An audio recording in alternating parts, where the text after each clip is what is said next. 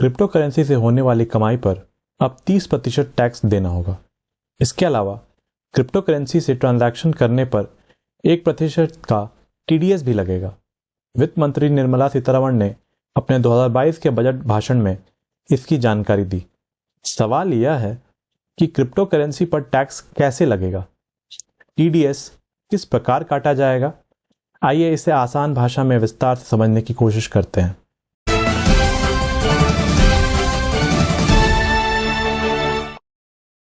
निर्मला सीतारमण के मुताबिक RBI की ओर से जारी होने वाली डिजिटल रुपए को डिजिटल करेंसी माना जाएगा, जबकि बिटकॉइन और इथेरियम जैसे क्रिप्टो करेंसी को एसेट माना जाएगा और इससे होने वाली कमाई पर टैक्स लगेगा। उन्होंने कहा कि वर्चुअल डिजिटल एसेट में ट्रांजैक्शन में बड़ी बढ़ोतरी दर्ज की गई है। इसके कारण वर्चुअल डिजिटल एसेट्स के लिए एक खास टैक्स सिस्टम जरूरी हो गया है। अब किसी भी वर्चुअल डिजिटल एसेट के ट्रांसफर के जरिए होने वाली आय पर 30% की दर से टैक्स लगाया जाएगा। वर्चुअल डिजिटल एसेट के ट्रांसफर में अगर कोई नुकसान होता है तो इसे दूसरे किसी अन्य सोर्स से हुई कमाई के साथ सेट ऑफ नहीं किया जा सकेगा। सरकार ने क्रिप्टो करेंसी में निवेश को सट्टे की तरह माना है और इसी वजह से इस पर 30% की दर से टैक्स लगाने की घोषणा बजट में की है। इसके साथ ही सरकार ने क्रिप्टो करेंसी यूजर्स को सीधे तौर पर चेतावनी दी है कि अगर किसी भी क्रिप्टो करेंसी निवेशक को उसके इन्वेस्टमेंट में नुकसान होता है तो सरकार की इसमें कोई जिम्मेदारी नहीं होगी। मान लीजिए क्रिप्टो में आपने 1 लाख रुपए का निवेश किया और इस पर आपको 50% यानी 50,000 रुपए का फायदा हुआ।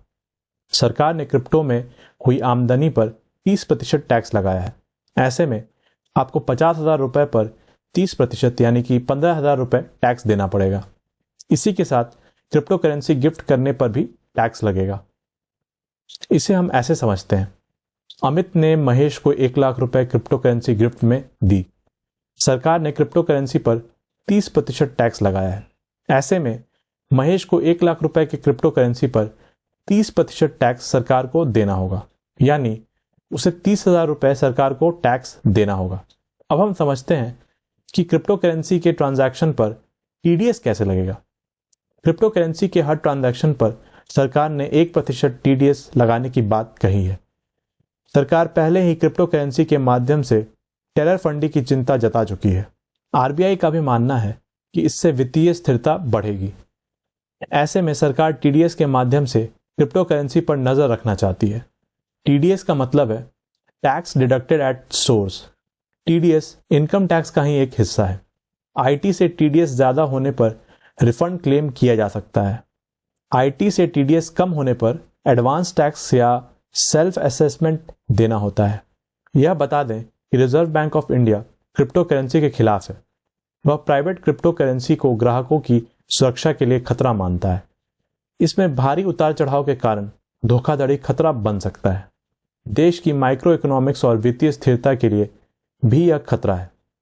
क्रिप्टो करेंसी से मनी लॉन्ड्रिंग और टेरर फाइनेंसिंग का खतरा बना रहेगा। लंबी अवधि में कैपिटल फ्लो मैनेजमेंट की चिंता भी बनी रहेगी। ऐसे में क्रिप्टो करेंसी में निवेश से पहले कुछ बातों का ध्यान रखना बेहद जरूरी है। क्रिप्टो करेंसी में हमेशा छोटे निवेश करने चाहिए। कुल पोर्टफोलियो का 10 से 15% से ज्यादा क्रिप्टो में नहीं डालना चाहिए। क्रिप्टो में निवेश के लिए भरोसेमंद प्लेटफॉर्म का ही इस्तेमाल करना चाहिए। बिटकॉइन और इथेरियम जैसे ब्लू चिप कॉइन में ही निवेश करना चाहिए। निवेश के लिए किसी भी टिप्स पर भरोसा ना करें। वहीं रेवेन्यू सेक्रेटरी तरुण बजाज ने कहा है कि अगले साल से इनकम टैक्स रिटर्न फॉर्म में क्रिप्टो करेंसी के लिए अलग से कॉलम होगा। सोमनाथन ने कहा, RBI की ओर से जारी किए जाने वाले डिजिटल रुपया ही लीगल टेंडर होगा। इसके अलावा बिटकॉइन, इथेरियम जैसी डिजिटल करेंसी या NFT कभी भी लीगल टेंडर नहीं होगी। उन्होंने कहा, प्राइवेट क्रिप्टो में निवेश करने वाले लोगों को यह समझना चाहिए कि उनका इन्वेस्टमेंट सक्सेसफुल हो गया या नहीं, इसकी कोई गारंटी नहीं है। किसी को अगर नुकसान होता है तो सरकार इसके लिए जिम्मेदार नहीं होगी। क्रिप्टो करेंसी को लेकर कुछ और भी सवाल हैं, तो आइए हम उन सभी के जवाब जानते हैं। पहला सवाल, क्रिप्टो खरीदने बेचने वालों की पहचान नहीं होती तो फिर TDS किससे वसूला जाएगा? तो भारत के क्रिप्टो एक्सचेंज KYC कर रहे हैं। सरकार चाहे तो इससे खरीदार की पहचान कर सकती है। हालांकि विदेश की क्रिप्टो एक्सचेंज से खरीद करने वालों की पहचान करना अभी मुश्किल दिख रहा है। दूसरा सवाल, क्या ब्लॉकचेन टेक्नोलॉजी के जरिए क्रिप्टो खरीदने वालों की पहचान संभव है? तो जवाब है नहीं। इसलिए उम्मीद है कि आने वाले समय में ब्लॉकचेन का भी केवाईसी होने लगेगा। तीसरा सवाल, क्रिप्टो का रेगुलेशन कैसे संभव है? रेगुलेटरी अथॉरिटी कौन होगी? तो जवाब है यह अभी क्लियर नहीं है कि अथॉरिटी कौन होगी या रेगुलेशन के नियम क्या होंगे। रेगुलेशन का फ्रेमवर्क सरकार को इस उद्योग के साथ मिलकर निवेशकों की जरूरतों को ध्यान रखते हुए बनाना होगा। सरकार ने टैक्स लगाकर अभी सिर्फ पहला कदम उठाया है, आगे रास्ते धीरे धीरे खुलते जाएंगे। इस मामले में कई ग्रे एरिया हैं जिन्हें लेकर सरकार को गाइडलाइन तैयार करनी है। इसके बाद ही स्थिति साफ हो सकती है। चौथा सवाल है, क्या देश में कोई सरकारी नियंत्रण वाली क्रिप्टो एक्सचेंज बन सकती है? तो जवाब है सरकार ने भारतीय डिजिटल रुपए की घोषणा की है। यह भी क्रिप्टो की तरह ब्लॉकचेन टेक्नोलॉजी के जरिए ही चलेगा। फिर भी इससे क्रिप्टो में निवेशकों की सुरक्षा बढ़ेगी। पांचवा व अंतिम सवाल है, भारतीयों के 6 लाख करोड़ रुपए से ज्यादा क्रिप्टो में लग चुके हैं, तो क्या वे लोग भी ट्रैक हो पाएंगे? तो जवाब है केवाईसी के जरिए निवेश किया होगा तो ट्रेस किए जा सकेंगे। उम्मीद है कि क्रिप्टो करेंसी को लेकर आपके मन में जो सवाल उमड़ रहे थे उनमें से अधिकतर का जवाब हमने आपको दे दिया है।